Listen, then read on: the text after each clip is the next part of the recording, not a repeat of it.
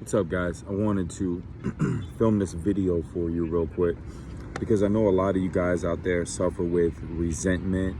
You suffer with anger. You might not say you suffer with resentment and anger, but you do. That girl who didn't text you back, or maybe it's your baby mama. You're mad at her because she just doesn't get it. And I want to share a little experience that happened with me, right? So I'm talking with my son's mom. And, you know, I was a couple minutes late to pick him up, and she was, I didn't care for her tone, right? And so I let her know, hey, please don't, yell, don't scream, da-da-da-da-da-da-da, right? You know, putting my foot down, right? But here's what I want you guys to be mindful of. When you feel an emotional charge in your body, like anger or upset, right? All of that stuff, I want you to be able to control that. Because a man that gets angry, which I didn't, by the way, a man that gets angry and loses his cool, that's a weak man. That's not tough. That's not putting your foot down. That's a weak man. And that's why we have so many dudes in prison who are like, oh, well, I'm justified because this and that. Yo, read, if you haven't, read Jocko Willink, Extreme Ownership.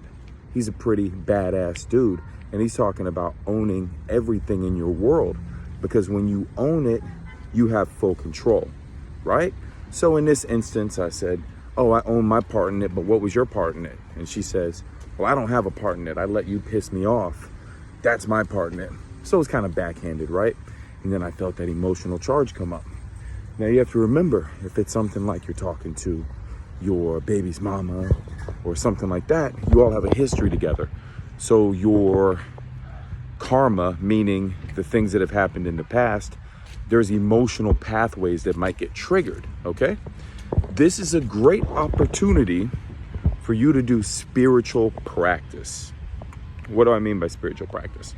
I mean, as opposed to being like, oh, this isn't right. How come this person is treating me this way? You said your piece. I'd appreciate if you communicated with me in a certain tone. They said their piece, which was whatever they said, but then what you get to be responsible for is your response, okay?